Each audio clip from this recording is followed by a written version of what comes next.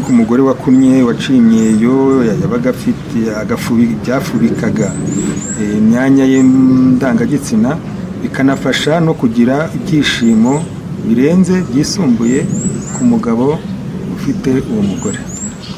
Hariho n'iyindi myemerere myinshi irenze iyo ngiyo, ariko nk'uyu munsi bagiye ubishyize muri siyanse ntabwo ushobora kubona siyanse isobanura neza icyo gikorwa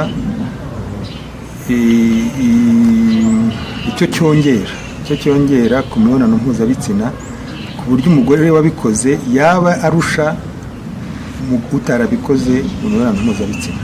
Nta kintu siyansi nzi uyu munsi ishobora kuvuga ko ibisobanuraho, ariko dushobora kugenekereza tukabona ko umugore wabikoze ashobora kugira ibyishimo birenze ibyo utarayikoze, bitewe n'uko ahandi yabikoreye hongereye ubuso bushobora gutuma muri stimulation cyangwa excitation ashobora kugira ibyishimo wenda birenze ibikenewe.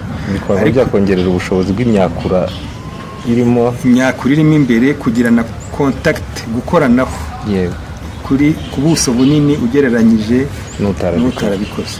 Ariko ibyo nanone byumvikane neza ko umugore utaraciye imyeyo ashobora kugira ibyishimo bingana cyangwa se biruse by'uwayiciye, nk'uko nanone uwayiciye ashobora kugira ibyishimo birenze cyangwa biruse utarayiciye, tugendeye kuri bya bindi byose nakubwiye mu kibazo kibanza, bitewe n'uburyo bikozwemo, bitewe n'uburyo baganira, bitewe na experience afite, bitewe n'ubuzima ari mu uwo munsi, bitewe na stress cyangwa adafite.